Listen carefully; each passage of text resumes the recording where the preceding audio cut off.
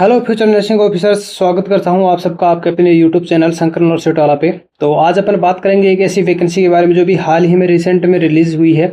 और वो वैकेंसी होने वाली है government institute of medical science GIMS यानी ग्रेटर नोएडा की वैकेंसी है। और उसका जो फॉर्म है वो 10 अगस्त से स्टार्ट हो चुका है और 7 सितंबर उसकी लास्ट डेट है। 10 अगस्त से 7 सितंबर।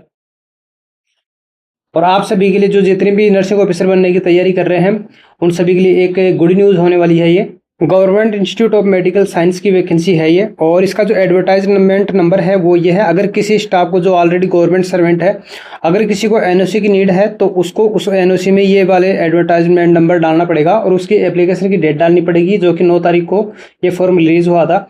और जो स्टाफ है वो नॉन टीचिंग पोस्ट पे है और स्टाफ नर्स की वैकेंसी होने वाली है, ठीक है।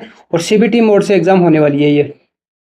इस रिक्रूटमेंट में बताया गया है कि जो जिम्स है वो एक ऑटोनोमस इंस्टीट्यूट है जो कि एसजीपीजी के अंडर में काम करता है, ठीक है। और इसकी जो एप्लीकेशन की डेट है वो यहाँ बता दी गई है कि 10 अगस्त से स्टार्ट है और 7 सितंबर इसकी लास्ट डेट है। ये इसकी साइट है, ऑफिशियल साइट। यहाँ जाके आपको अप्लाई करना पड़ेगा।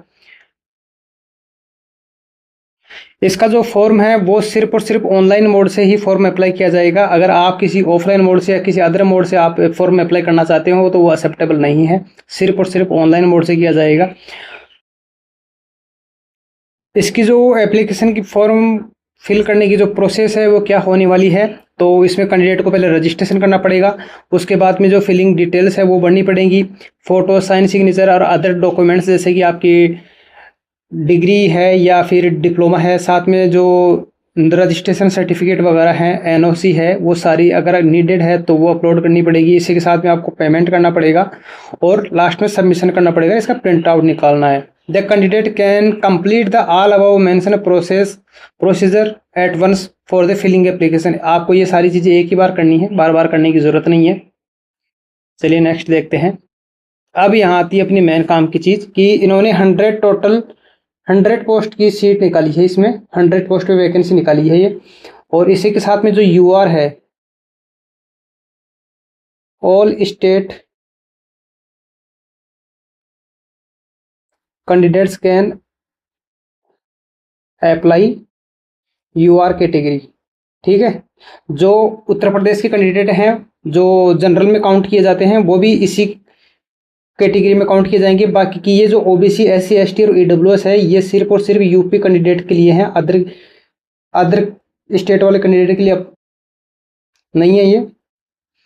साथ में ही एक चीज़ और बताई गई है, जो हॉरिजॉन्टल रिजर्वेशन है वो है फीमेल्स के लिए, ठीक है। तो इसमें क्या है, जो 20% सीट्स होती हैं, जो 100 है उसमें से 20% सीट्स फीमेल के लिए रिजर्व हैं। इसी के साथ में जो एक्स सर्विसमैन है उसके लिए 5% सीटें यानी कि 5 सीट इनके लिए रिजर्व है। दिव्यांग हैं इनके लिए 4 सीट और जो डीएफएफ हैं उनके लिए 2 सीट। अब अपन बात करते हैं एजुकेशनल क्वालिफिकेशन के बारे में कि आपका एजुकेशनल क्वालिफिकेशन या एक्सपीरियंस क्या चाहिए। तो वो है कि अगर आपने बीएससी नर्सिंग कर रखी है और आपका रजिस्ट्रेशन सर्टिफिकेट आ रखा है, ठीक है, तो आपको किसी भी प्रकार के एक्सपीरियंस की आवश्यकता नहीं है। लेकिन अगर आपने डिप्लोमा कर रखा है किसमें, जीएनएम में, तो आपको या तो 2 साल का एक्सपीरियंस चाहिए, 2 year experience minimum 50 bedded hospital में। इसमें साफ साफ बोल रखा है कि minimum 2 year experience minimum 50 bedded hospital में रिक्वायर है। या फिर आपको पोस्ट बेसिक्स होना चाहिए। अगर आपने ये कर रखा है आफ्टर जीएनएम के बाद में, ये 2 ईयर का होता है, तो फिर आपको एक्सपीरियंस की ज़रूरत नहीं है। नेक्स्ट बता रखा है एज रिलैक्सेशन। एज रिलैक्सेशन क्या है, इसमें जो फॉर्म में जो अप्लाई करने की जो एज है वो 21 ईयर से 40 ईयर के बीच का एज क्राइटेरिया दे रखा है। ये तो सबके लिए है, लेकिन इसी के साथ में एससी, एसटी और ओबीसी कैंडिडेट हैं जो उत्तर प्रदेश से बिलोंग करते हैं, उन सभी के लिए 5 ईयर का एक्सपीरियंस है। इसी के साथ में जो यूपी गवर्नमेंट के कैंडिडेट हैं उनको 3 ईयर का एक्स्ट्रा एज रिलैक्सेशन दे रहा है ये। अब अपन बात करते हैं सर्टिफिकेट्स की। अगर एससी, एसटी और ओबीसी और ईडब्ल्यूएस कैंडिडेट को अगर किसी सर्टिफिकेट यानी कैटेगरी कास्ट सर्टिफिकेट की अगर नीडेड है इसमें लगाने की, तो उसके लिए जो परफॉर्मा है वो नीचे दे रखा है, अभी मैं लास्ट में बता दूंगा। और वो जो लास्ट डेट से पहले यानी फॉर्म की जो लास्ट डेट है उससे पहले की होनी चाहिए वो कास्ट सर्टिफिकेट। इसी के साथ में अपन बात करते हैं, ये रिजर्वेशन का मैंने बता दिया कि एक अगर ओबीसी और ईडब्ल्यूएस कैंडिडेट है तो उनका जो कास्ट सर्टिफिकेट है वो 1 अप्रैल 2026 के बाद का होना चाहिए, तभी वो एप्लीकेबल है। और फॉर्म की जो लास्ट डेट है उस तक का होना चाहिए, उसके 1 अप्रैल 2026 से बाद का होना चाहिए वो, ठीक है। और ये सेम ईडब्ल्यूएस के लिए भी वही सेम चीज़ है। अब एप्लीकेशन फ़ीस की बात कर लेते हैं अपन कि एप्लीकेशन फ़ीस कितनी होने वाली है किसी भी कैटेगरी की। तो जो यूआर है, ओबीसी और ईडब्ल्यूएस, इन दोनों के लिए तो सेम होने वाली है, ठीक है। हालांकि इसमें फ़ीस कम है। इसी के साथ एससी एसटी कैंडिडेट की 800 रुपये तो ये है, और 144 रुपये जीएसटी है, इसलिए 944 रुपये होने वाली है। और जो दिव्यांग है, पीडब्ल्यूडी कैंडिडेट हैं, वो उनके लिए फ्री है ये। अब जो रिक्रूटमेंट प्रोसेस है वो क्या होने वाली है, तो रिक्रूटमेंट प्रोसेस में ये सीबीटी मोड से होने वाली एग्ज़ाम है। दूसरी चीज़ इसमें साफ साफ बता रखा है कि जो एग्ज़ाम है वो ऑब्जेक्टिव मोड से किया जाएगा। साथ में ही जितना भी क्वेश्चन पेपर आएगा उसमें से 80% प्रैक्टिकल बेसिस पे यानी थ्योरेटिकल बेसिस पे, और 20% जो पेपर होगा वो प्रैक्टिकल बेसिस पे होगा। और जो फाइनल सिलेक्शन प्रोसेस है वो कैसे होगी, वो सीबीटी मोड से एग्ज़ाम होगी, उसके बाद में biometric document verification concern authority करेगी, उसके बाद में मेडिकल एग्जामिनेशन होगा, और उसके बाद में आपकी ज्वाइनिंग होगी,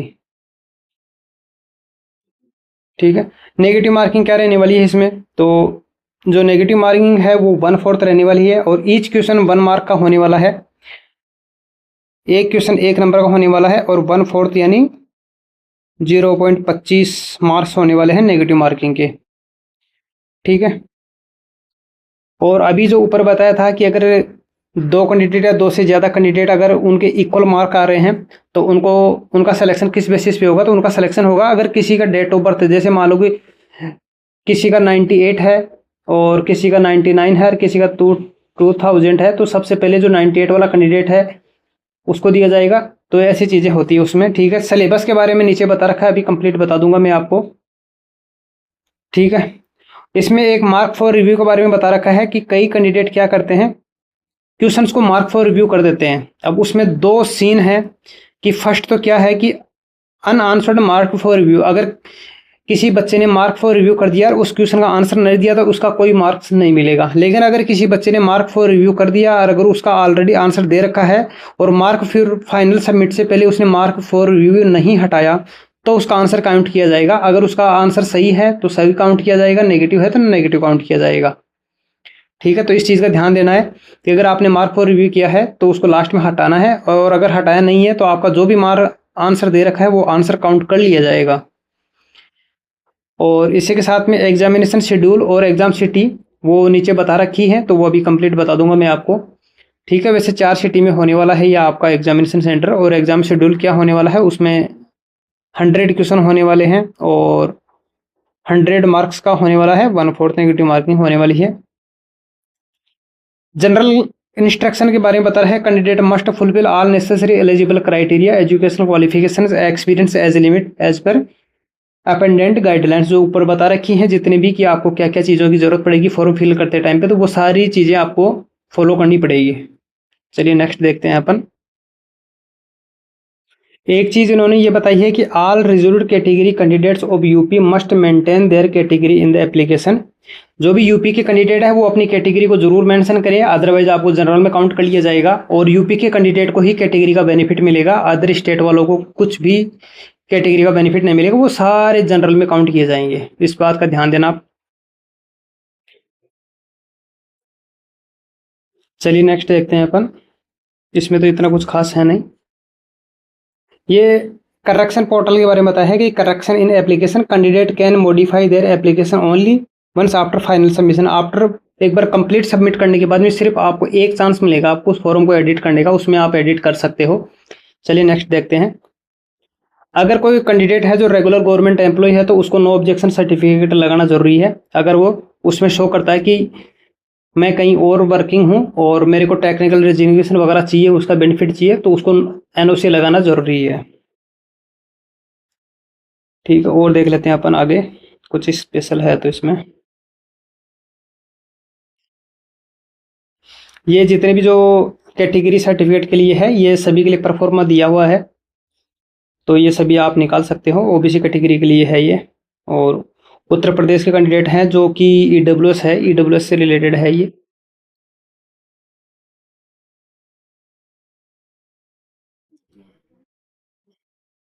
ये फिजिकल हैंडीकैप्ट वाले बच्चों के लिए है। अभी आ रहा है कि इसका सिलेबस क्या होने वाला है। तो सिलेबस में इसने साफ साफ पहले बोला है कि जो जितना भी सब्जेक्ट उसमें 80% थ्योरेटिकल नॉलेज होने वाले, थ्योरेटिकल नॉलेज के क्वेश्चन होंगे, 20% प्रैक्टिकल नॉलेज के क्वेश्चन होने वाले हैं। और इसमें 3 सेक्शन दिए जाएंगे, सेक्शन ए, सेक्शन बी और सेक्शन सी। ठीक है। सेक्शन ए में 60 क्वेश्चन रहने वाले हैं, सेक्शन बी में 25 क्वेश्चन रहने वाले हैं और सेक्शन सी में 15 क्वेश्चन रहने वाले हैं। अब इसमें उन्होंने कंप्लीट सिलेबस बता दिया है कि क्या क्या सिलेबस होने वाला है। तो जो सेक्शन फर्स्ट है उसमें mental health nursing, fundamental of nursing, nursing fundamentals first and second, first aid, advance cardiac life support, basic life support, इनके बारे में बता दिया, माइक्रोबायोलॉजी बता दिया, इन्फेक्शन कंट्रोल के बारे में बता दिया, चाइल्ड हेल्थ नर्सिंग के बारे में बता दिया, न्यूनेटल केयर के बारे में बता दिया, नर्सिंग मैनेजमेंट एंड लीडरशिप यानी कि जो रिसर्च आती है, अप्लाइड सोशियोलॉजी के बारे में बता दिया, मेडिकल एमएसएन के बारे में बता दिया, फार्मेकोलॉजी बता दिया, ठीक है, पैथोलॉजी बता दिया, जो अपने कॉलेज में चलते हैं पार्ट फर्स्ट और पार्ट सेकंड उसके हिसाब से बताया इन लोगों ने। जो सेक्शन बी होने वाला है उसमें एनाटॉमी, फिजियोलॉजी और बायोकेमिस्ट्री होने वाला है, न्यूट्रिशन डाइट्स होने वाला है, साइकोलॉजी होने वाला है।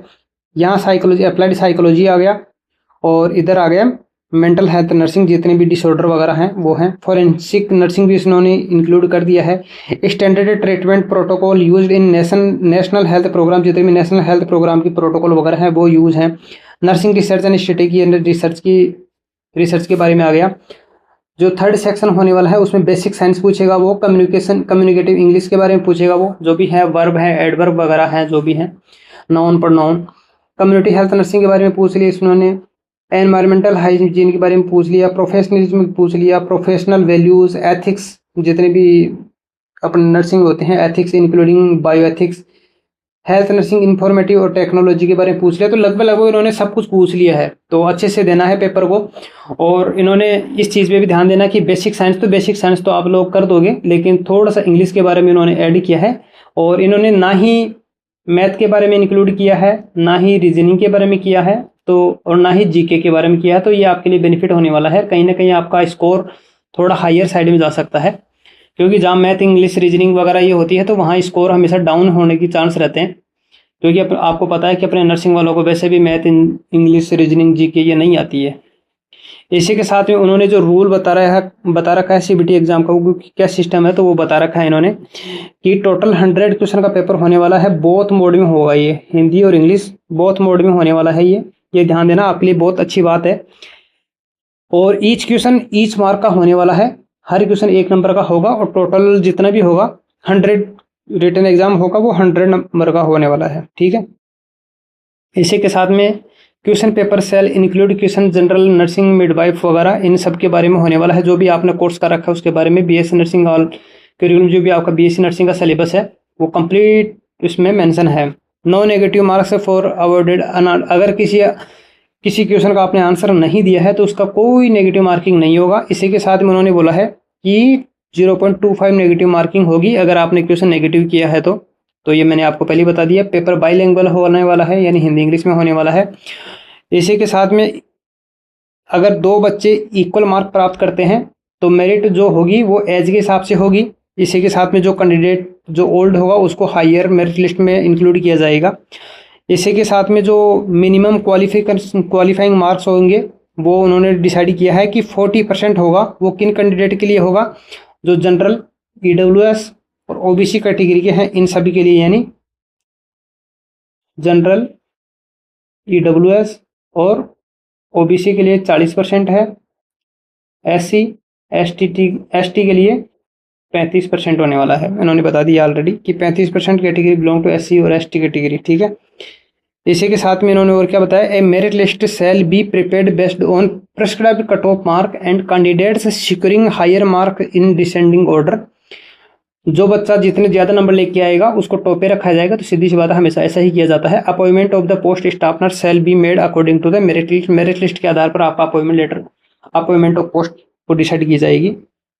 इसी के साथ में जो सिटीज़ होने वाली है, एग्जामिनेशन सिटीज़ वो कौन कौन सी होने वाली है, तो वो है दिल्ली एनसीआर। जो जितना जल्दी फॉर्म अप्लाई करेगा उसको उतना ही नियर बाई मिलेगा, ये मेरा मानना है। और पिछली बार भी ऐसे ही हुआ था।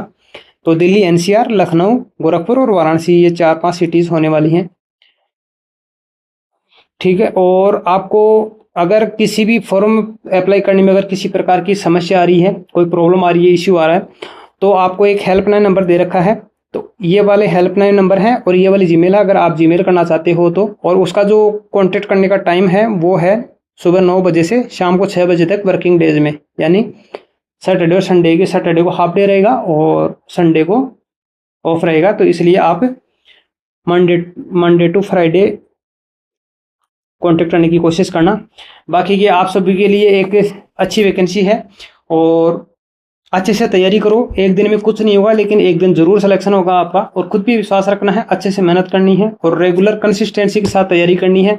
मैक्सिमम क्वेश्चन प्रैक्टिस करनी है, बार बार रिवीजन करना है आपको। और इन सब चीज़ों का ध्यान रखना। और सबसे पहली बात, खुद पे विश्वास रखना है। अगर खुद पे विश्वास है तो आप किसी भी जंग को जीत सकते हो। तो आई होप आपको ये इन्फॉर्मेशन अच्छी लगी होगी। और आपको ये इन्फॉर्मेशन अच्छी लगी है तो आप अपने फ्रेंड्स के साथ में शेयर कर सकते हैं। और वीडियो को लाइक ज़रूर करना और चैनल को ज़रूर सब्सक्राइब करना। और ऐसी फर्दर इन्फॉर्मेशन के लिए इस चैनल को ज़रूर सब्सक्राइब करना, ताकि आपको ऐसी अपडेट्स मिल सके। तो चलो मिलते हैं अगले नेक्स्ट वीडियो में। तब तक के लिए wish you all the best, keep dude, जय हिंद।